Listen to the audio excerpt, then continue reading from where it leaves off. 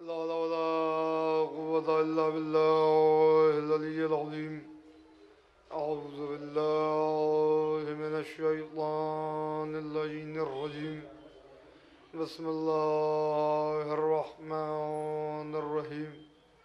الحمد لله الذي هدانا لهذا وما كنا لنهتدي لولا أن هدانا الله.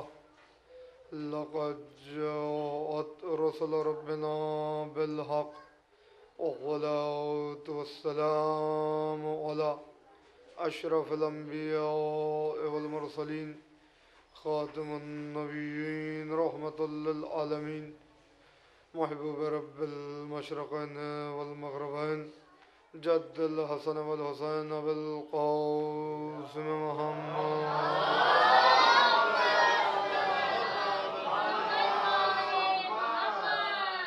وعلى آل بيته الطيبين الطاهرين المعصومين المظلومين المنتخبين المنتجبين ولعنة الله على أعدائهم أجمعين من يومنا هذا إلى قيام يوم الدين.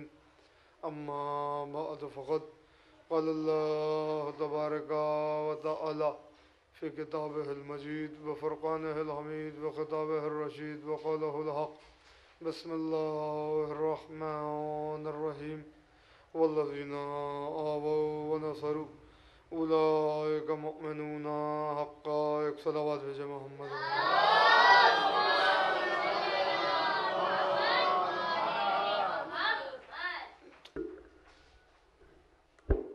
ایک صلوات اور بھیجتے محمد.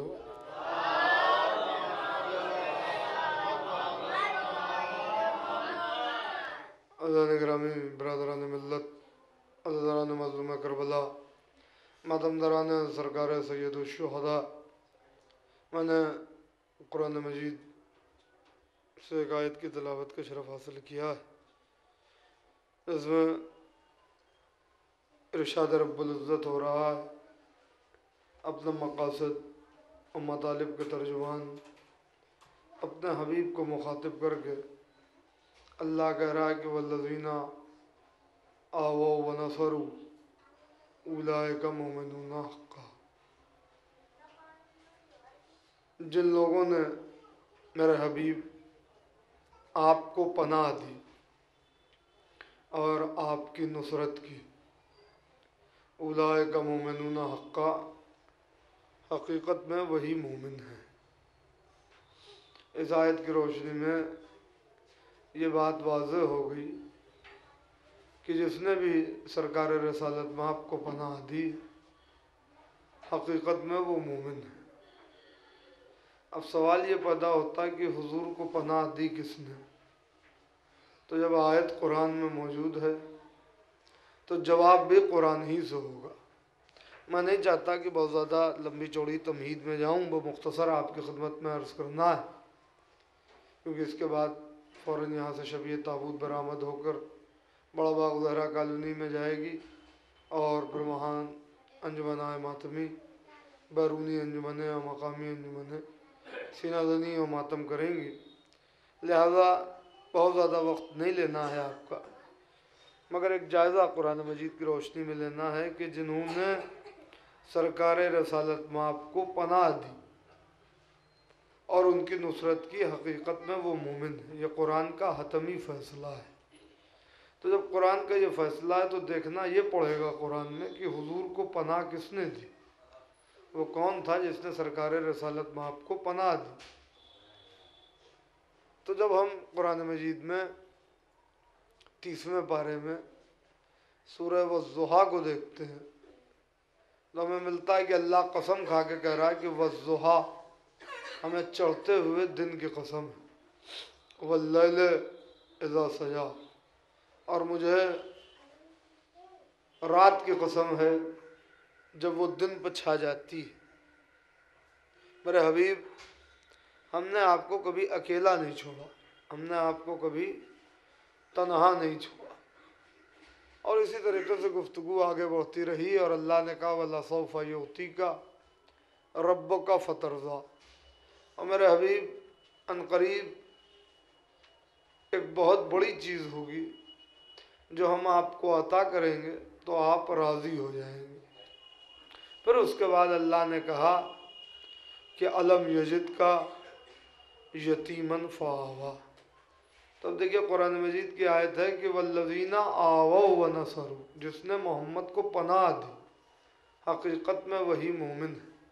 اور سورہ والضحیٰ کہہ رہا ہے کہ الم یجد کا یتیمن فآوا، میرے حبیب تو کیا جب ہم نے آپ کو یتیم دیکھا تو ہم نے آپ کو پناہ نہیں دے دی؟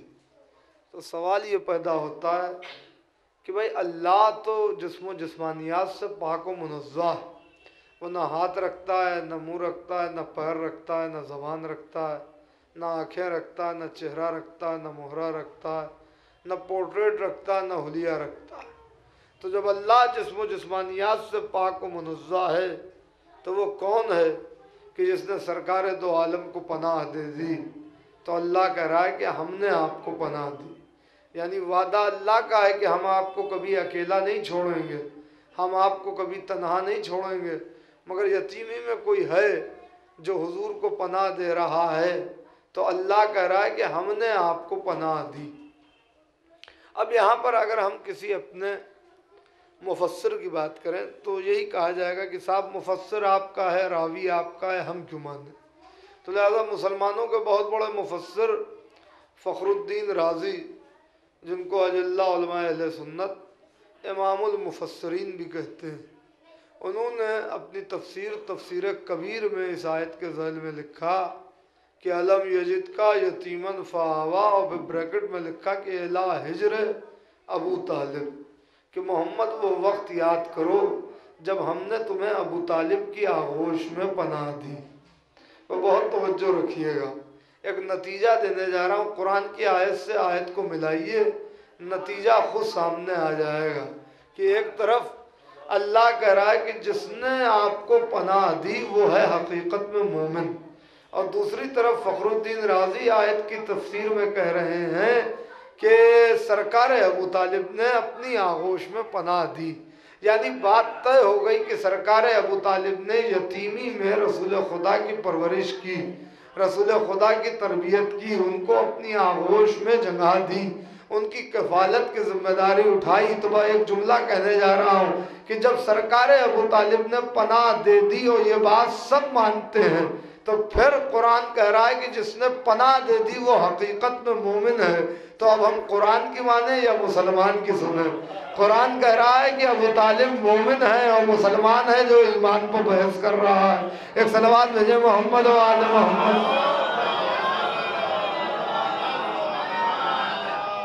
میرا خیال یہ ہے کہ دھیرے دھیرے لوگ آتے رہیں گے اور پھر جگہ جو ہے ابھی تو کافی زیادہ ہے، آپ لوگ آگے تشریف لے آئیں تھوڑا تھوڑا، جو لوگ بعد میں آئیں گے انہیں بھی زحمت نہیں ہوگی، آگے آ جائیے۔ ایک صلوات بھیج دیں محمد و آل محمد۔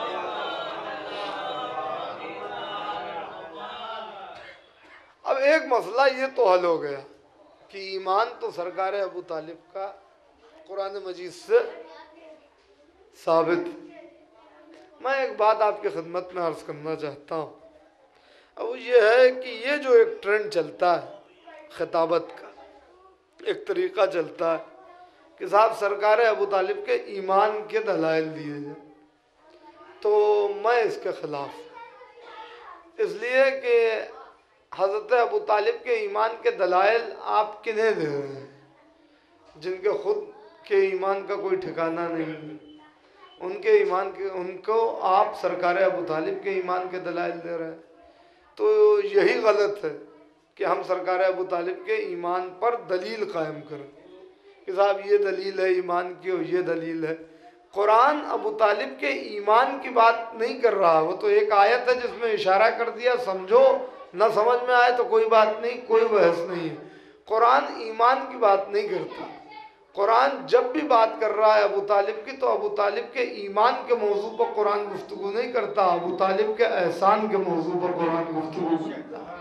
یعنی ایمان ایمان ایمان جب چلایا جائے گا تو قرآن کہے گا احسان احسان احسان، اور یہ حقیقت ہے کہ احسان کرنے والے کا درجہ مومن سے بھی بلند ہے اور متقی سے بھی بلند ہے، اس لیے کہ عبودیت کی کچھ سٹیجز ہیں، کچھ درجے ہیں، دیکھیے ایک انسان پہلے باقاعدہ طور پر انسان بن گیا، انسان کے بعد مسلمان بنے، مسلمان کے بعد مومن ہو، مومن کے بعد اپنے اعضاء و جوارح سے اس بات کا اظہار کرے تو متقی کہلائے گا۔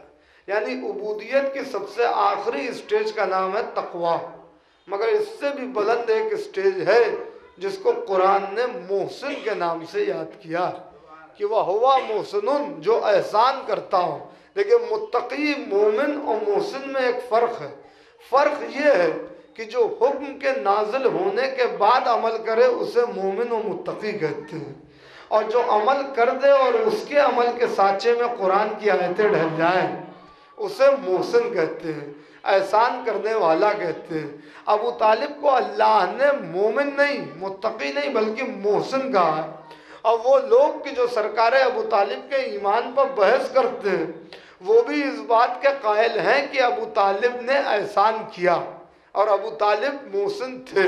تو جب آپ اس بات کے قائل ہیں تو ہم نے تو اس دنیا میں نہ دیکھا کہ کسی سے یہ کہا جائے اگر وہ اپنی ڈگری لے کے آئے انٹرمیڈیٹ کی اور اس سے کہا جائے کہ صاحب آپ کی یہ انٹر کی تو ڈگری ہے مگر کیا آپ نے ہائی اسکول کیا ہے، کیا آپ نے میٹرک کیا ہے؟ تو کہے گا عجیب سوال کر رہے ہیں آپ، انٹرمیڈیٹ کی ڈگری اس بات کی دلیل ہے کہ میں نے ہائی اسکول کیا ہے؟ اگر میں نے نہ کیا ہوتا تو میں انٹر میں داخلہ کیسے دیتا، میں کیسے امتحان دیتا 12ویں درجے کا اگر میں 10ویں پاس نہ کرتا؟ یعنی یہ بات بالکل طے ہے کہ کسی گریجویٹ سے یہ نہیں پوچھا جاتا کہ آپ نے انٹر کیا کہ نہیں کیا، کسی ماسٹر سے یہ نہیں پوچھا جاتا کہ آپ نے گریجویشن کیا کہ نہیں کیا، کسی ڈاکٹریٹ کرنے والے سے یہ نہیں پوچھا جاتا کہ آپ نے ماسٹر کیا کہ نہیں کیا۔ یعنی سب سے آخری ڈگری جب آپ کے ہاتھ میں ہے تو یہ اس بات کی دلیل ہے کہ آپ گزشتہ تمام ڈگریوں کو حاصل کر چکے ہیں۔ تو جب یہ بات طے ہے کہ محسن ہونا عبودیت کی سب سے بڑی اسٹیج ہے اور آپ نے یہ مان لیا کہ ابو طالب محسن ہیں، تو اب اگر کوئی یہ بحث کرے کہ کلمہ پڑھا تھا کہ نہیں پڑھا تھا، ایمان لائے تھے کہ نہیں لائے تھے، تو یہ آپ کے حماقت کی دلیل ہے، اس میں ابو طالب کی کوئی خطا نہیں ہے۔ ایک صلوات بھیج دیں محمد و آل محمد۔ آپ کی حماقت ہے، آپ اپنی حماقت کو ثابت کر رہے ہیں اور ظاہر کر رہے ہیں کہ آپ کو یہی نہیں پتا ہے جو آدمی محسن ہو چکا ہے اس کے لیے یہ پوچھنے کی کیا ضرورت کہ کلمہ پڑھا کہ نہیں پڑھا، پھر یہ کہنا یعنی کلمے سے یہ کہا جائے کہ کلمہ پڑھا کہ نہیں پڑھا۔ میں کچھ عرض کرنے جا رہا ہوں، کلمے سے یہ کہا جائے کہ صاحب کلمہ پڑھا کہ نہیں پڑھا، یا اور آگے بڑھ کے کہوں کہ جو اپنے آغوش میں کلمے کو پالے۔ بھائی کلمہ کیا ہے؟ محمد رسول اللہ۔ کلمہ کیا ہے؟ علی ولی اللہ۔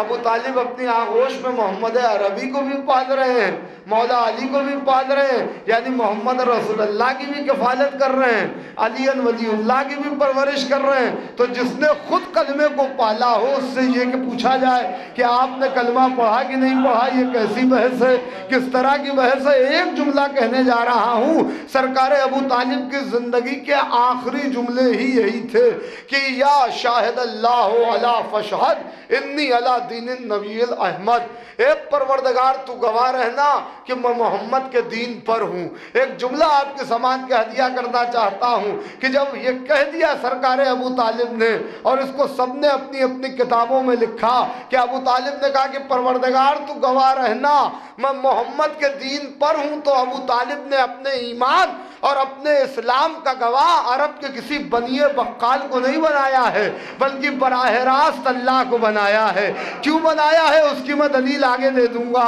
یعنی کوئی اور ابو طالب کی نظر میں اتنا معتبر نہیں ہے کہ ابو طالب اسے اپنے ایمان کا اور اپنے اسلام کا گواہ بنا سکے۔ ابو طالب نے اللہ سے کہا کہ پروردگار تو گواہ رہنا کہ میں محمد کے دین پر ہوں، تو پھر مجھے جملہ کہنے دیجئے کہ ابو طالب یا ابو طالب کا خاندان کلمہ پڑھنے نہیں آیا تھا بلکہ کلمہ پڑھوانے کے لیے آیا تھا۔ ایک صلوات بھیجے محمد و آل محمد۔ ایک اور بلند ترین صلوات بھیج دیں محمد و آل محمد۔ تو اب اللہ کہے اگر کہ ہم نے پالا اور ہم نے پرورش کی تو اس کا مطلب یہ ہے کہ اتنی معتبر گود ہے، اتنی مستند گود ہے کہ اللہ اس گود کو اپنی طرف نسبت دے رہا ہے، اور اللہ یہ کہہ رہا ہے کہ نہیں، یہ ہم نے پالا، یعنی اگر ہم پالتے تو بس ایسا ہی پالتے جیسا ابو طالب نے پالا۔ نہ جانے کتنی مجلسیں آپ سن چکے ہوں گے، مجھے صرف ایک بات کہنی ہے کہ اللہ نے کہا کہ ہم نے پناہ دی، ہم نے ابو طالب کو اپنی کفالت کے لیے، اپنے نبی کی کفالت کے لیے ذریعہ بنایا، یعنی عمل اللہ نے ابو طالب کے عمل کو اپنی طرف منسوب کر دیا، نسبت دی۔ آئیے قرآن میں دیکھیں اللہ کس کے عمل کو اپنا عمل کہتا ہے۔ وہ کون ہے جس کے عمل کو اللہ اپنا عمل کہہ دیتا ہے، جس کے قول کو اللہ اپنا قول کہتا ہے؟ تو سرکار دو عالم کے لیے کہا، حضور ختمی مرتبت کے لیے کہا کہ وما ينطق عن الهوى ان هو الا وحی یوحی۔ یہ تو اس وقت تک کہ کوئی نطق ہی نہیں کرتا، اپنے لبوں کو کھولتا ہی نہیں جب تک کہ میری وحی نہیں ہوتی، یعنی یہ وحی کہتا ہے جو وحی ہوتی، اس کے علاوہ کچھ اور نہیں کہتا۔ قول کی ذمہ داری لے لی، اب سرکار رسالت مآب کے فعل کی ذمہ داری اللہ لے رہا ہے، تو کیا کہہ رہا ہے؟ وما رمیت اذ رمیت ولکن اللہ رمی۔ حبیب یہ پتھر آپ نے نہیں اٹھائے بلکہ ہم نے اٹھائے۔ اب جب تک قرآن میں یہ آیت رہے گی میں منواتا رہوں گا کہ اللہ کہہ رہا ہے کہ حضور سے اللہ مخاطب ہے اور کہہ رہا ہے کہ یہ پتھر آپ نے نہیں اٹھائے بلکہ ہم نے اٹھائے، یعنی قرآن کی روشنی میں جو کچھ محمد اٹھا لیں وہ محمد نہیں اٹھاتے بلکہ اللہ اٹھاتا ہے۔ بھائی تھوڑی دیر کے لیے ذرا بیدار ہو جائے تو میں بات کہوں، اور ایک بات سن لیجئے، مجلس پڑھی نہیں جاتی، پڑھوائی جاتی ہے۔ جتنی دیر آپ سننے کے موڈ میں ہوں گے اتنی دیر میں سنانے کے موڈ میں رہوں گا۔ عزیزوں بہت توجہ چاہ رہا ہوں کہ وما رمیتا ولکن اللہ اذ رمیتا ولکن اللہ رمی۔ حبیب یہ پتھر آپ نے نہیں اٹھائے بلکہ ہم نے اٹھائے، یعنی قرآن کی روشنی میں جو چیز محمد اٹھا لیں وہ محمد نہیں اٹھاتے بلکہ اللہ اٹھاتا ہے۔ ابھی بھی سب تک بات نہیں پہنچی، مجھے نہیں پتا کتنی مجلسیں آپ نے سنی ہو کتنی نہیں سنی، مگر قرآن کا فیصلہ ہے نا کہ جو چیز محمد اٹھا لے وہ محمد نہیں اٹھاتے بلکہ اللہ اٹھاتا ہے۔ تو اب غدیر کے منبر پر 1.25 لاکھ کے مجمع میں ابو طالب کے بیٹے کو محمد نے بلند نہیں کیا، اللہ نے بلند کیا ہے، اللہ نے بلند کیا ہے۔ جسے اللہ بلند کر دے شریعت مصطفی میں اسی کو علی کہتے ہیں۔ ایک صلوات بھیجے محمد و آل محمد۔ جسے اللہ بلند کرے اسے کوئی پست کر نہیں سکتا، لہذا اسی کو علی کہتے ہیں، اسی کو بلند کہتے ہیں، اسی کو اعلیٰ کہتے ہیں، اسی کو عرفہ کہتے ہیں۔ اب عزیزوں بس بہت توجہ کہ اللہ نے سرکار دو عالم کے قول کی بھی ذمہ داری لی قرآن میں اور فعل کی بھی ذمہ داری لی۔ ہو سکتا ہے کوئی کہہ دے کہ صاحب یہ مطلق نبی کی شان ہے، اللہ نے نبی کے لیے ایسا کہا کہ آپ کا قول ہمارا قول، آپ کا فعل ہمارا فعل، غیر نبی کے لیے ایسی کوئی بات نہیں ہے۔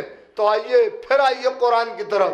سورہ دہر، روٹیاں دینے والوں میں رسول خدا نہیں ہے، روٹیاں دینے والوں میں 5 ہیں، مگر یہ ایسے 55 ہیں جن میں رسول اللہ شامل نہیں ہیں۔ کون کون روٹیاں دے رہا ہے؟ تاریخ گواہ ہے۔ مولا علی نے روٹیاں دیں، شہزادی نے روٹی دی، امام حسن نے روٹی دی، امام حسین علیہ السلام نے روٹی دی، اور بی بی فضہ سلام اللہ علیہا نے روٹی دی جو اس گھر کی کنیز ہیں۔ روٹیاں 5 گئیں، 3 دن تک گئیں، یعنی 15 روٹیاں گئیں، اور فرشتے یتیم مسکین اسیر بن کے آتے رہے۔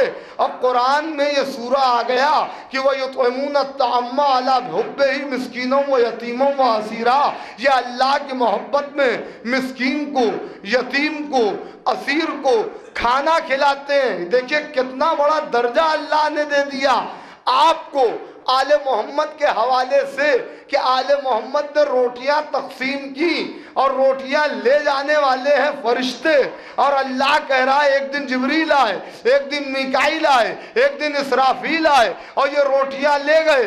اللہ کہہ رہا ہے یہ مسکین کو، یتیم کو، اسیر کو کھانا کھلاتے ہیں۔ سب سے پہلی بات تو یہ ہے کہ ایک ہی روٹی تھی مولا کائنات کے سامنے، انہوں نے اپنی روٹی دے دی۔ شہزادی کے سامنے ایک روٹی تھی، انہوں نے اپنی روٹی روٹی دے دی، امام حسن نے اپنی روٹی دے دی، امام حسین علیہ السلام نے اپنی روٹی دے دی۔ فضہ نہ بھی دیتی تو کوئی بات نہیں تھی، کیونکہ گھر کی کنیز تھی۔ میں کچھ کہنے جا رہا ہوں، مگر بی بی فضہ نے روٹی دی تو ایک ہی کیوں دی؟ آدھی دے دیتی تب بھی کوئی بات نہ ہوتی۔ بھائی وہ تو شہزادے تھے، وہ تو آقا تھے، وہ تو کائنات کی ملکہ تھی، لہذا انہوں نے اپنے حصے کی ایک روٹی پوری دے دی۔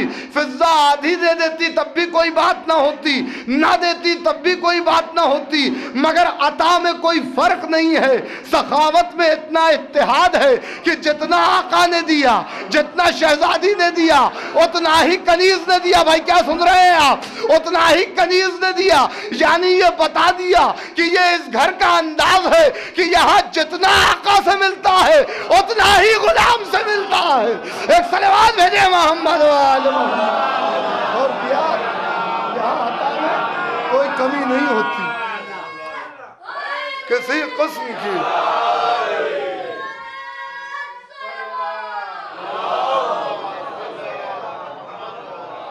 کسی قسم کی عطا میں کمی نہیں۔ یہ نہیں کہ امام حسین سے مانگیں گے تو کیا زیادہ ملے گا اور حر سے مانگیں گے تو کم ملے گا، نہیں، یہاں عطا میں کوئی فرق نہیں ہے۔ جتنا آقا دے گا اتنا ہی غلام دے گا، جتنا شہزادی دیں گی اتنی ہی کنیز سے ملے گا۔ اچھا تو روٹیاں دینے والوں میں رسول اللہ نہیں ہے؟ رسول اللہ کون ہے؟ جو سورہ دہر لے کے آئے کہ آپ کی عطا پر اللہ نے یہ سورہ حل عطا نازل کیا ہے۔ یہاں پر ایک جملہ ضرور کہوں گا، روٹیاں دینے والوں میں فضہ بھی ہیں، اور اللہ نے سب کو ملا کر جزا کا ذکر کیا سورہ دہر میں کہ وَجَزَاهُمْ بِمَا صَبَرُوا جَنَّةً وَحَرِيرًا۔ یہ آپ کے صبر کی جزا ہے، یہ قرآن میں ریکارڈ ہو گئی یہ بات قیامت تک کے لیے۔ یہ آپ کے صبر کی جزا ہے کہ اللہ نے جنت بھی آپ کو دے دی، کوثر بھی آپ کو دے دیا، سلسبیل بھی آپ کی ملکیت، یعنی جنت، کوثر، سلسبیل، طوبہ، یہ سب کچھ اب آپ کی ملکیت۔ کس کی؟ جنہوں نے روٹیاں دی۔ روٹیاں دینے والوں میں فضہ ہے کہ نہیں ہے؟ میں ایک جملہ کہہ کے آگے بڑھ جاؤں گا۔ بھائی روٹیاں دینے والوں میں فضہ بھی ہے، تو اللہ کہہ رہا جنہوں نے روٹیاں دی ان کے صبر کی جزا یہ ہے کہ جنت ان کی ملکیت، کوثر ان کی ملکیت، سلسبیل ان کی ملکیت، طوبہ ان کی ملکیت، وہ ہوں گے جنت کے وارث۔ جو لوگ یہ اس مسئلے پر بہت بحث کرتے ہیں کہ بغیر آل محمد کی محبت کے اور بغیر اہل بیت کے چاہے ہوئے جنت کیسے نہیں ملے گی، جنت تو اللہ کی ہے، آل محمد کے بغیر چاہے ہوئے جنت کیسے نہیں ملے گی؟ اما ہوش کے ناخن لو، قرآن کو غور سے پڑھا کرو، خالی رٹا نہ کرو۔ بھائی اللہ نے قرآن میں سمجھا دیا، آل محمد کے مسئلے پر بحث نہ کرو کہ بغیر آل محمد کے چاہے ہوئے جنت کیسے نہیں ملے گی۔ ارے علی تو پھر علی ہیں، سیدہ تو پھر سیدہ ہیں، حسن تو پھر حسن ہیں، حسین تو پھر حسین ہیں۔ اگر اس گھر کی کنیز تم سے راضی نہ ہوئی تو تمہیں جنت نہیں مل پائے گی۔ ایک صلوات بھیجے محمد و آل محمد۔ جنت کی کنیز، خاتون جنت کی کنیز اگر بی بی فضہ راضی نہ ہوئی تو جنت نہیں مل پائے گی۔ آل محمد تو بہت بلند ہیں، ان کو کوئی کیا سوچے گا اور کیا تصور کرے گا۔ بس عزیزان گرامی، تو اللہ نے یہاں پر کیونکہ ممدوح حلطہ تھے مولائے کائنات، سرتاج حلطہ تھے مولائے کائنات، لہذا یہ کہا کہ وما تشاؤون الا ان یشاء اللہ، آپ تو کچھ چاہتے ہی نہیں جب تک کہ میں اللہ نہیں چاہتا۔ دیکھیں وہاں قول کی بات کر رہا اللہ نبی کے مسئلے میں کہ آپ کچھ کہتے نہیں جب تک میں کچھ نہیں کہتا۔ یہاں تو وہم و گمان پر بھی پہرے ہیں کہ آپ کچھ سوچتے ہی نہیں، آپ کچھ چاہتے ہی نہیں جب تک کہ میں نہیں چاہتا۔ قرآن میں آیت نہ ہوتی تو میں پڑھتا نہ، یعنی سوچ تک پر بھی پہرے ہیں، تمنا و آرزو و مشیت پر بھی پہرے ہیں کہ آپ تو اس وقت تک کچھ چاہتے نہیں جب تک کہ میں نہیں چاہتا۔ ان روٹیاں دینے والوں کے سید و سردار ہیں مولائے کائنات، اللہ کے لیے چاہت کا لفظ زیب نہیں دیتا، اس لیے کہ پروردگار عالم مخلوق نہیں ہے، خالق ہے، اور خالق کے لیے چاہت جیسا لفظ یہ اچھا نہیں لگتا، تمنا جیسا لفظ یہ اچھا نہیں لگتا، اسی لیے اللہ نے شب ہجرت علی کے نفس کو خریدا، اور خریدنے کے بعد یہ کہا کہ نفس کا تعلق ہوتا ہے چاہت سے، نفس کا تعلق ہوتا ہے تمنا سے۔ اب اللہ کہہ رہا ہے کہ آپ اس وقت تک کچھ چاہتے نہیں جب تک کہ میں نہیں چاہتا۔ بھائی علی نے اپنی زندگی میں اپنے لیے کچھ نہیں مانگا، صرف ایک دعا کی، اور وہ دعا کیا کی؟ دعا یہ کی کہ پروردگار مباہلے کے روز سے حسن و حسین رسول کے بیٹے ہو گئے، مجھے ایک بیٹا دے دے جو میری شجاعت کا وارث بنے۔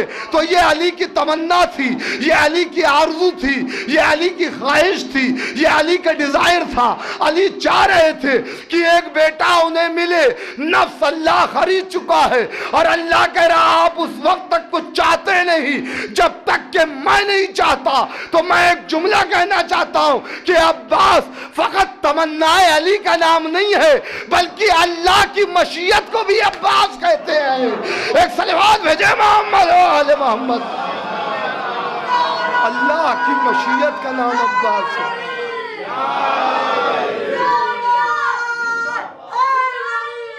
یا علی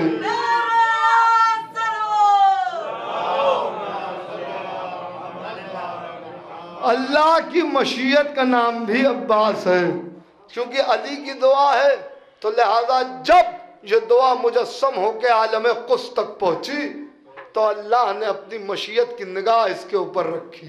ایک جملہ سن لیجئے تاکہ اپنی خطابت کے ساتھ، ورنہ میری خطابت کے ساتھ خیانت ہوگی، کہ اللہ نے اپنی مشیت کی نگاہ ڈالی علی کی دعا پر۔ علی کی دعا مجسم ہوئی، مشکل ہوئی، ایک پیکر وفا وجود میں آیا۔ اللہ نے دیکھا کہ علی نے تجھے دعا میں مانگا ہے، جس نے مانگا ہے وہ کائنات کو اپنی انگلی کے اشارے پر چلاتا ہے، نظام کائنات اس کی بدولت چل رہا ہے۔ وہ چاہے تو آفتاب کو پلٹائے، وہ چاہے تو مردوں کو جلائے، وہ چاہے تو کسی زندہ کو مردہ بنائے، وہ چاہے تو نظام شمسی کو درہم برہم کر دے، وہ چاہے تو کائنات کی کنٹرولنگ اتھارٹی وہ ہے، وہ چاہے تو آدم کا پتلا اپنے ہاتھوں سے تراشے، وہ چاہے تو نوح کے سفینے کو نجات دے، وہ ہے کہ جس نے ابراہیم کی آگ کو گلزار بنا دیا، وہ علی وہ ہے کہ جس نے موسیٰ سے کوہ طور پر کلام کیا، وہ علی وہ ہے جس نے عیسیٰ کو مسیحائی سکھائی، وہ علی وہ ہے کہ جس نے یعقوب کو بینائی دی، وہ علی وہ ہے جس نے یوسف کو کنویں سے بچایا، کنویں میں گرنے سے بچایا، وہ علی وہ ہے جس نے یونس کو بطن ماہی سے نکالا، وہ علی وہ ہے جو قطب الاقطاب ہے، وہ علی وہ ہے جو حیات الحیات ہے، وہ علی وہ ہے جو ممات الممات ہے، وہ علی وہ ہے جو حبیب الاحباب ہے، وہ علی وہ ہے جو یاسب الدین ہے، امیر المومنین ہے، قائد غر المحجلین ہے، عین اللہ ہے، وجہ اللہ ہے۔ اس نے عباس تجھے اپنی دعا میں مانگا ہے، سب کچھ تو میں نے اسے دے دیا، تجھے کیا دوں؟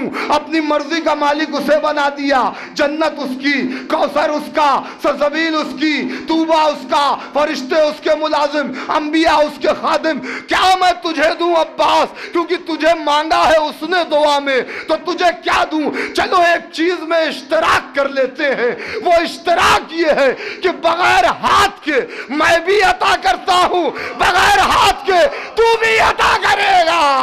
ایک صلوات بھیج دے محمد و آل محمد۔ آج دنیا اگر پوچھے کہ کیا ہے یہ علم، کیا ہے یہ علم، نشانی ہے اسی عباس کی جو بے ہاتھ ہو کر کے بھی کائنات پر اپنی دسترس رکھتا ہے، کائنات کے ہر چیز پر اپنا اختیار رکھتا ہے، جو بغیر ہاتھ کے اتنا عطا کرے کہ کہیں جانے کی ضرورت نہ پڑے۔ پتہ چلا کہ اللہ نے معصوم کے عمل کو اپنا عمل کہا ہے قرآن میں۔ اب توجہ کیجئے گا، میں بات کو کہاں سے کہاں تک لے گیا، اب کہاں سے آ کے ملا رہا ہوں اور اپنی گفتگو سے متصل ہو رہا ہوں کہ اللہ نے معصوم کے عمل کو قرآن میں اپنا عمل کہا۔ مجھے نہیں پتا ابو طالب کو اللہ نے کیا سمجھا اور کیا سمجھ کے یہ کہا کہ یہ ابو طالب نے نہیں پالا بلکہ میں نے پالا، یہ ابو طالب کا عمل نہیں تھا بلکہ میرا عمل تھا، یعنی گود میں ابو طالب پال لیں، پناہ ابو طالب دے رہے، اللہ کہہ رہا میں نے پناہ دی، میں نے پناہ دی۔ ایک جملہ کہنے جا رہا ہوں، پورے قرآن میں الحم کے الف سے لے کر والناس کے سین تک مجھے کوئی ایک ایسی آیت دکھاؤ جس میں اللہ نے کسی کافر کے عمل کو اپنا عمل کہا ہو۔ ایک صلوات اور بھیج دے محمد و آل محمد۔ کسی کافر کے عمل اپنا عمل کہا ہو، نہیں، اللہ صاحب عصمت و طہارت کے عمل کو اپنا عمل کہتا ہے، اللہ ولی مطلق کے عمل کو اپنا عمل کہتا ہے۔ ابو طالب بھی ولی ہے، علی بھی ولی ہے، یہ فرق کچھ نہیں ہے۔ ولایت میں باپ کے پاس بھی ولایت ہے، بیٹے کے پاس بھی ولایت ہے، اور یہ ولایت اللہ کی طرف سے عطا ہوئی ہے۔ کوئی یہ نہ سمجھے کہ میں نے خطابت کر دی یا میں نے الفاظ کے دائرے میں کوئی بات کہی، جی نہیں، پڑھیے جا کے سرکار ابو طالب کی زیارت، اس میں یہ فقرے لکھے ہوئے ہیں، السلام علیکہ یا شرف الوجود، السلام علیکہ یا ولی المعبود۔ اے وجود کے شرف، آپ پہ ہمارا سلام، اے معبود کے ولی، آپ پہ ہمارا سلام۔ بس تمام کر رہا ہوں کہ یہ خاندان بڑا معتبر ترین خاندان ہے، اسی خاندان کو اللہ نے آل عمران کہا ہے۔ یہ خاندان آل عمران ہے۔ عمران ابو طالب کا نام ہے، یہ ابو طالب کی اولادیں ہیں، جس کا قصیدہ اللہ قرآن میں پڑھ رہا ہے اور بتا رہا ہے اور سمجھا رہا ہے کہ دیکھو یہ خاندان نہ ہوتا تو کچھ نہ ہوتا۔ سورہ آل عمران میں کس کا ذکر ہے؟ وہ کون لوگ تھے کہ جب قرآن پر بھی عزت تھی، اسلام پر بھی عزت تھی، اور نصارہ نجران مسلسل بحث پر بحث کر رہے تھے، کون تھا کہ جو میدان میں گیا اور جس نے جا کر اسلام کی لاج رکھ لی، قرآن کی عزت رکھی؟ تو اب قرآن ہی کہہ رہا ہے، سورہ آل عمران ہے، فمن حاجک فیہ من بعد، کہ جب یہ حجت کر رہے ہیں وما جاءک من العلم، کہ جب علم میں سے آپ کے پاس کچھ آ چکا ہے اور یہ آپ سے حجت کر رہے ہیں، تو ان سے کہیے کہ حجت و تکرار آپ کی شان نہیں ہے، آپ کی یہ شان نہیں کہ میرے حبیب آپ ان سے بحث و مباحثہ کریں۔ فَقُلْ تَعْلُوا نَدُوا أَبْنَاءَنَا وَأَبْنَاءَكُمْ، ان سے کہیے کہ میدان میں تم اپنے بچے لاؤ، ہم اپنے بچے لاتے ہیں، وَنِسَاءَنَا وَنِسَاءَكُمْ، تم اپنی عورتوں کو لے کے آؤ، ہم اپنی عورتوں کو لے کے آتے ہیں، وَأَنفُسَنَا وَأَنفُسَكُمْ، تم اپنے نفوس لے کے آؤ، ہم اپنے نفوس لے کے آتے ہیں، ثُمَّ نَبْتَهِلْ، اس کے بعد مباہلہ ہوگا، فَنَجْعَلْ لَعْنَةَ اللَّهِ عَلَى الْكَاذِبِينَ، اور اس کے بعد جھوٹوں پر اللہ کی لعنت ہوگی۔ یعنی قرآن صامت کی صورتیں نہ سناؤ میرے حبیب، اب میدان میں قرآن ناطق کی صورتیں دکھاؤ۔ بات تھی مباہلے کے میدان میں لے جانے کی، صداقت کا لشکر تھا، ایک انوکھا لشکر کہ جہاں بغیر تیر، تلوار، تبر، نیزے کے جنگ کو فتح کرنا تھا، نبی کسے لے گئے؟ ایک ابو طالب کا بیٹا ہے، ایک ابو طالب کی بہو ہے، ایک ابو طالب کی بہو ہے، ایک ابو طالب کے دو پوتے ہیں، اور خود نبی ابو طالب کے بھتیجے ہیں۔ یعنی خاندان کس کا جا رہا ہے؟ ابو طالب کا جا رہا ہے۔ کس کے مقابلے میں جا رہا ہے؟ عیسائیوں کے مقابلے میں جا رہا ہے۔ نصارہ نجران نے وڈرا کر لیا کہ ہم وہ چہرے دیکھ رہے ہیں کہ اشارہ کریں تو پہاڑ اپنی جگہ بدل دیں۔ میں ایک جملہ کہہ کے مباہلے کے پس منظر کو سمیٹ رہا ہوں، اس ایک جملے پر کہ جو اللہ نے اعلان کیا کہ ان سے کہو اپنے بچے لے کے آئیں، ہم اپنے بچے لے کے آئیں گے، پھر میدان میں مباہلہ ہوگا، سر عام مباہلہ ہوگا اور جھوٹوں پر لعنت ہوگی۔ بھائی بات تھی صداقت کے لشکر کی، لعنت ہونی تھی جھوٹوں پر۔ نبی اپنے گھر سے ایک کو نہیں لے گئے اور علی کے گھر سے ایک کو نہیں چھوڑا۔ میں کیا کہہ رہا ہوں؟ اپنے گھر سے ایک کو نہیں لے گئے، علی کے گھر سے ایک کو نہیں چھوڑا۔ ہوا۔ اور مرحوم نادرۃ الزمان ابن حسن نہروی علی اللہ مقامہ کہا کرتے تھے کہ عجیب منزل تھی کہ جب ابناءنا و ابناکم کی آیت آئی اور نبی نے کہا کہ دیکھو قرآن کہہ رہا ابناءنا و ابناکم، تو اب اس کے بعد لوگوں نے اپنے اپنے بچوں کو اٹھانا شروع کیا کہ آیت کی کھلی چھوٹ ہے، پلورل ہے، جمع کا صیغہ ہے، لے چلو ہم بھی اپنے بچوں کو لے چلیں گے۔ بچوں کو اٹھانا شروع کیا۔ نبی نے ایک مرتبہ ادھر دیکھا، پھر ادھر دیکھا، کہا بیٹا حسن ادھر آؤ، بیٹا حسین ادھر آؤ، اور ادھر امام حسن کو لیا، امام حسین کو لیا۔ مرحوم نادرۃ الزمان کہا کرتے تھے کہ نبی نے مخاطب ہو کے مجمع سے کہا یہ ہیں میرے ابنانا اور تم ابنانا۔ ارے بھیا جس کی سمجھ میں آ گیا وہ ایک صلوات بھیج دے۔ آئیے اور سب آگے آ جائیں، تشریف لائے رہے ایک صلوات اور بھیج دیں محمد و آل محمد۔ بس عزیزوں میں نے تمام کر دی گفتگو کہ یہ خاندان ابو طالب، یہ خاندان آل عمران ہے۔ یہاں سقائی کا بھی سلسلہ ہے، جہاں خود ابو طالب ساقی زمزم ہے، میرا مولا علی ساقی کوثر ہے، اور ابو طالب کا پوتا عباس سقائے حرم۔ یہ سقائی کا خاندان ہے، سقا کا خاندان ہے۔ یہاں پر کوئی فرق نہیں ہے، جو مانگنے والا آ جائے گا اسے عطا ہوگا، اسے ملے گا۔ اسی سلسلہ امامت و طہارت کی چوتھی کھڑی، یہ بھی تو ابو طالب کا پوتا ہے، نام کا علی ہے، اپنے زمانے کا علی ہے، علی ابن الحسین زین العابدین ہیں، عبادتوں کی زینت، سید الساجدین ہیں، یعنی جتنے سجدہ کرنے والے ہیں ان سب کے سید و سردار کون ہیں؟ ہمارے چوتھے امام۔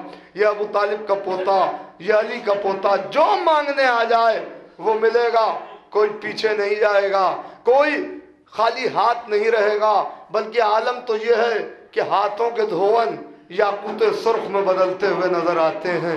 جہاں عالم یہ ہو کہ ہاتھوں کے دھون یاقوت سرخ میں بدل جائیں، وہاں دنیا کیا سوچے گی کہ انہیں تخت کی آرزو تھی، انہیں تاج کی آرزو تھی، انہیں دولت کی آرزو تھی، انہیں حشمت کی آرزو تھی۔ نہیں، ہو ہی نہیں سکتا، سوال ہی پیدا نہیں ہوتا۔ ایک شہر پر یا ایک ملک پر کوئی قبضہ کر کے یہ سمجھے کہ اس نے ان کی حکومت کو چھین لیا تو یہ اس کی غلط فہمی ہے۔ ان کی حکومت کائنات پر ہے، ان کی حکومت عالمین پر ہے۔ تخت پر کوئی بیٹھ جائے، بیٹھتا رہے، ان کی حکومت تو عالمین پر ہے۔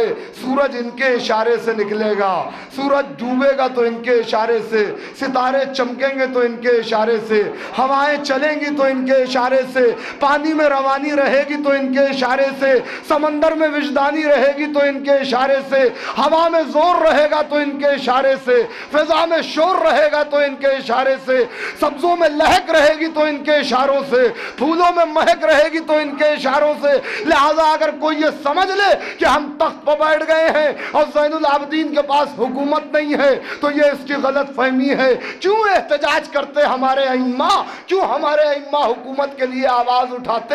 ملک پر حکومت کرنا اور ہے اور لوگوں کے دلوں پر حکومت کرنا اور ہے۔ ایک صلوات بھیجے محمد و آل محمد۔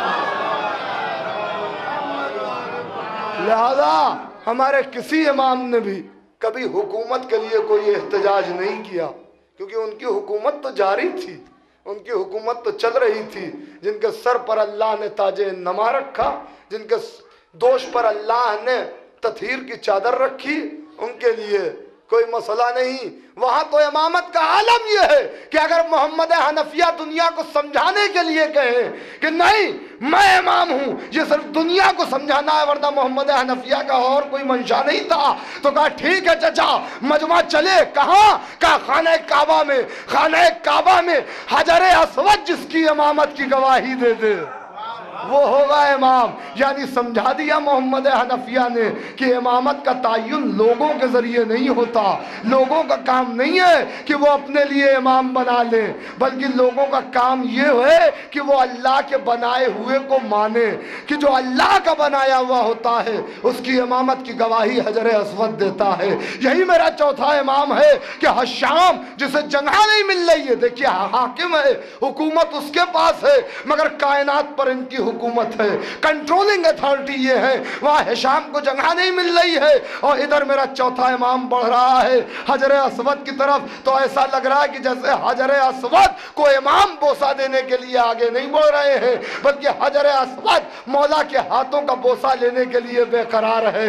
वहीं पर फरजदक खड़े हुए हैं। इतने में हिशाम कहता है, हिशाम का एक दरबारी कहता है, ये शख्स कौन है, हमें तो जगह नहीं मिल रही है और यहाँ मजमा काई की तरह छट रहा है और ये खुद ब खुद चला जा रहा है हजर अस्वद के पास। हिशाम जानता था मगर हसद का शिकार हो गया। कहता है मारफहू, मुझे नहीं पता, मैं नहीं जानता। फरजदक से बर्दाश्त नहीं हुआ। फरजदक ने कहा अना अरफहू, मैं जानता हूँ, मैं पहचानता हूँ ये कौन है। तेरे कहने या न कहने से और मानने या न मानने से क्या होता है, ये कौन है? सन हाज़ल्लज़ी तुरफ़िल बतहा तातहू वल बैत युरफ़हू वल हिल्ल वल हरम। ये तो वो है कि जिसके कदमों की चाप को काबे की जमीन महसूस कर लेती है, जिसके कदमों की चाप को खाने काबा की दीवारें महसूस कर लेती। क्यों ना कर ले? इसलिए कि ये उसी अली का बेटा है जिस अली की आमद पर दीवारें काबा शक हो गई थी, काबे की दीवार शक हो गई थी। ये वो है जिसे वक्त मिदहत लौह कलम पहचानते हैं। बस आखिरी बात, रब्ते मसाइब और मजलिस तमाम कर दी मैंने। क्या अजीब मंजिल है। मैं करबला मोहल्ला सन 2011 में जब जियारत के लिए गया तो वहाँ मैंने देखा कि बैनल हरमैन यानी सरकार बाबुल हवाइज और इमाम हुसैन अलैहिस्सलाम के रोज़े के दरमियान एक जगह है। उस जगह में आज भी कहा जाता है शब जुमा, आज शब जुमा है, शब जुमा में जितने मरीज होते हैं वो बैनल हरमैन बैठ जाते हैं। क्यों बैठते हैं? उनसे पूछिए और सवाल कीजिए तो वो कहते हैं कि जब आधी रात गुजरती है तो इमाम हुसैन अलैहिस्सलाम अपनी ज़रिए अक़दस से उठकर और सरकार बाबुल हवाइज अपनी ज़रिए अक़दस से उठकर दोनों भाई एक दूसरे से गले मिलने के लिए आते हैं। तो यही मरकज़ होता है कि जहाँ पर बैनल हरमैन दोनों भाई एक दूसरे से गले मिलते हैं। हम यहाँ इसलिए बैठ जाते हैं कि जब हवा चल के इनके बदन का बोसा लेती है और फिर वो हवा हमको लग गई तो सारी बीमारियां हवा हो जाएंगी और हमको शफा मिल जाएगी। ये यकीन कामिल है वहाँ पर लोगों का। तो बैनल हरमैन के बड़े फ़ज़ाइल हैं। वहीं पर किसी ने मुझसे कहा कि आप जानते हैं कि सरकार बाबुल हवाइज और इमाम हुसैन अलैहिस्सलाम के हरम के दरमियान का फासला कितना है? मैंने पूछा भाई नहीं, मुझे नहीं पता है। उन्होंने कहा 720 मीटर का फासला है और ये बिल्कुल बेअैन ही वही फासला है जो सफ़ा और मरवा के दरमियान का फासला है। यानी जो सफ़ा और मरवा के दरमियान का फासला वो इमाम हुसैन अलैहिस्सलाम और सरकार बाबुल हवाइज के रोज़े का फासला। क्या मतलब? वहाँ पर हज होता है वहदत का, यहाँ पर हज होता है मवद्दत का। वहाँ पर हज एक मौसम में होता है, यहाँ हज हर वक्त हुआ करता है, सही होती रहती है। शर्त है वहाँ पर सफ़ेद कपड़ों का एहराम होता है, यहाँ पर वफा का एहराम होता है, अकीदत का एहराम होता है। वहाँ पर गिलाफ चढ़ाए जाते हैं, यहाँ सर को चढ़ाने की आरज़ू होती है, तमन्ना होती है कि हमें ज़मीन में अपना खून मिला दें कि जहाँ हुसैन का खून बहा। हाँ यही वजह, याद रखिएगा, सफ़ा और मरवा में अपने मौजू से अलग नहीं हटा। सफ़ा और मरवा का जितना फासला है उतना ही आका अब्बास और इमाम हुसैन अलैहिस्सलाम के हरम का फासला है। यही वजह थी कि दरबार शाम में चौथे इमाम ने जब खुतबे का आगाज किया तो एक जुमला कहा, जो मुझे जानता है वो मुझे जानता है, जो मुझे नहीं जानता वो जान ले। अना इब्नु सफ़ा अना इब्नुल मरवा, मैं सफ़ा का बेटा हूँ, मैं मरवा का बेटा हूँ। एक सलवान भेजे मोहम्मद वाले मोहम्मद। यानी एक वजह यही है। बस अजीजों, ये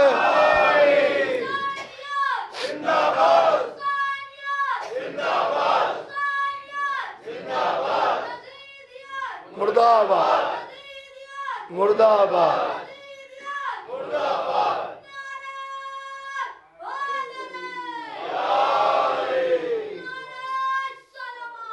मौला मोहम्मद। मैं सफ़ा का बेटा, मैं मरवा का बेटा, मैं जमजम का बेटा, मैं सफ़ा का बेटा, میں اس کا بیٹا جو دو تلواروں سے جنگ کرتا تھا، میں اس کا بیٹا جس نے مشرکوں کو اس وقت تک نہیں چھوڑا جب تک ان کی زبان سے لا الہ الا اللہ نہیں نکل گیا۔ اور اس کے بعد عالم کیا، جب یزید گھبرانے لگا فضائل علی سن کر، اور مولا نے کہا ذالک جدی علی ابن ابی طالب، یہ کوئی اور نہیں تھا جو دو تلواروں سے جنگ کرتا تھا، دو نیزوں سے جنگ کرتا تھا، فاتح بدر و حنین تھا، یہ کوئی اور نہیں تھا یزید، یہ میرا دادا علی ابن ابی طالب تھا۔ تو یزید نے اذان کا حکم دے دیا، بے وقت اذان تھی، اذان ہونے لگی، میرے مولا کے خطبے کا حصہ یہ اذان بن گئی۔ اور اس کے بعد پھر تاریخ میں نہیں ملتا کہ پھر کسی کی ہمت ہوئی ہو کہ سامنے آ سکے۔ میرے مولا نے جیسے ہی مؤذن نے کہا اللہ اکبر، کہا بے شک اللہ بڑا ہے، جیسے ہی مؤذن نے کہا اشہد ان لا الہ الا اللہ، میرے چوتھے امام نے کہا بے شک اللہ وحدہ لا شریک ہے، اس کے سوا کوئی معبود نہیں، جیسے ہی مؤذن کہتا اشہد ان محمد رسول اللہ، اب مولا نے مؤذن کو روک دیا، کہا رک جا یزید، یہ بتا یہ تیرا نانا ہے یا میرا نانا ہے، یہ تیرا نانا ہے یا میرا نانا ہے، بتا دیا یزید، دربار تیرا ہے، مورخ تیرے ہیں، سارے درباری تیرے ہیں، سارے کھانے والے تیرے ہیں، سارے تیرے ارد گرد جمع ہے، سارے تیرے سپاہی ہیں، دربار تیرا، تخت تیرا، حکومت تیری، بادشاہی تیری، مگر آذان میں آج بھی نام میرے نانا کا ہے، تیرے نانا کا نہیں ہے، یعنی یہی میرے بابا کی فتح ہے۔ تو جس نام کو مٹانا چاہتا تھا وہ نام آج بھی اذان میں موجود ہے۔ تو اب مجھے کہنے دیجئے، یہ جو مؤذن 5 وقت اذان میں اشہد ان محمد رسول اللہ کہتا ہے، یہ بظاہر محمد رسول اللہ کہتا ہے، بباطن حسین زندہ باد اور حسینیت زندہ باد کے نعرے لگ رہے ہیں۔ ایک صلوات بھیجے محمد و آل محمد۔ بس یہی فتح حسین، کس میں ہمت ہو سکی کہ محمد رسول اللہ کو ہٹا سکے؟ دربار میں یزید کیا ہیجان ہو گیا، خطبہ پڑھا تو کفر پریشان ہو گیا۔ سن کر اذان یہ سید سجاد نے کہا دیکھو ہماری فتح کا اعلان ہو گیا۔ دیکھا آپ نے، یہ ترہ امتیاز کہاں ہوگا سوائے خاندان ابو طالب کے، کہ جہاں ابو طالب نے پناہ دی رسالت کو، ابو طالب کی اولاد نے پناہ دی اسلام کو۔ اسی لیے تو خواجہ اجمیری نے کہہ دیا دین است حسین، دی پناہ است حسین۔ دین بھی حسین ہے، دین کو پناہ دینے والا بھی حسین ہے۔ بس عزاداروں، ابھی تابوت اٹھ کے جائے گا میرے اسی چوتھے امام کا، کہ جس نے زنجیر کی جھنکار سے اپنی فتح کا اعلان کر دیا۔ بس عزاداروں، کیا عالم ہے میرے مولا کا۔ میں جس وقت زیارتوں پر گیا تو جب شام کے بازار میں ہمارا قافلہ پہنچا، میں نفسیاتی بات کہنے جا رہا ہوں اور مجلس کو تمام کر دوں گا۔ شام کے بازار میں ادھر قافلہ پہنچا، ادھر قیامت ہو گئی۔ قافلے کے سربراہ نے کہا دیکھیے شام کا بازار آنے والا ہے، ہمارے ڈاکٹر رضی صاحب قبلہ بھی زیارت پر جا چکے ہیں، میری تصدیق کریں گے جو لوگ بھی زیارتوں پر گئے، جو نہیں گئے مولا انہیں جلد بھیجے، جو چلے گئے وہ پھر دوبارہ جائیں۔ آج بھی شام کے بازار میں وہی منظر ہلکا آپ کو دیکھنے کو ملے گا کہ جو آج سے 1400 سال پہلے کی کیفیتیں بیان کی جاتی ہیں، کہ لوگ اسی طریقے سے منہ بنا بنا کے عزاداروں کے سامنے آتے مسکراتے ہیں۔ شام کے بازار میں رونق رہتی ہے، اور اس کے بعد جب وہاں سے کوئی ماتمی دستہ گزرتا ہے تو وہ اس طریقے سے تماشائی بن کے دیکھتے ہیں کہ جیسے کلیجے میں ایک سوراخ ہو جائے۔ عزاداروں، قافلے کے سربراہ نے کہا جتنے بھی ہمارے قافلے میں مرد ہیں وہ ایک دائرہ بنا لیں اور مستورات کو اس دائرے کے بیچ میں لے لیں، کیونکہ ہم ماتم کر کے چلیں گے۔ جب ماتم کر کے چلیں گے تو ہو سکتا ہے کہ کہیں ایسا نہ ہو کہ کسی مستور کی بے حرمتی ہو جائے۔ جس وقت دائرہ بنا اور اس کے بعد مستورات کو درمیان میں لیا گیا، ایک نوحہ پڑھنے والا علم کو اٹھا کے نوحہ پڑھ رہا تھا، آ گیا شام کا بازار، کہاں ہو عباس؟ اس وقت میرا کلیجہ پھٹ گیا، میں نے بے ساختہ اپنے چوتھے امام کو یاد کیا، ہائے میرے چوتھے امام، اتنے لوگ موجود ہیں، مستورات پردے سے ہیں، ان کے پردے کو کوئی خطرہ نہیں ہے، مگر اس کے بعد بھی آج بھی 1400 سال بعد شام کے بازار کا عالم یہ ہے کہ مستورات کو ہم اپنے حلقے میں لیے ہوئے ہیں۔ اللہ اللہ اس وقت کیا عالم رہا ہوگا جب تماشائیوں کا مجمع، کافرہ عورتیں چھت پہ کھڑی ہوئی، یزید کے سپاہی ننگی ننگی تلواریں لیے ہوئے، اہل حرم ہے، ایک رسن ہے، 12 گلے ہیں، اور میرا چوتھا امام تنہا ہے مردوں میں، جہاں ہاتھوں میں ہتھکڑی، پیروں میں بیڑی، گلے میں توق خاردار، اور اس وقت تعارف ہو رہا ہے، یہ زینب ہے، یہ رقیہ ہے، یہ سکینہ ہے، یہ علی کی بیٹیاں ہیں، یہ نبی کی نوازیاں ہیں۔ ذرا سوچو اس وقت میرے چوتھے امام کے دل پر کیا گزری ہوگی۔ اسی لیے تو جب کوئی پوچھتا تھا مولا سب سے زیادہ مصیبت کہاں پڑی، تو تڑپ کے کہتے الشام الشام الشام، بار بار شام کیوں کہا میرے مولا نے؟ یہ 3 بار شام کا لفظ میرے مولا کی زبان پر کیوں آیا؟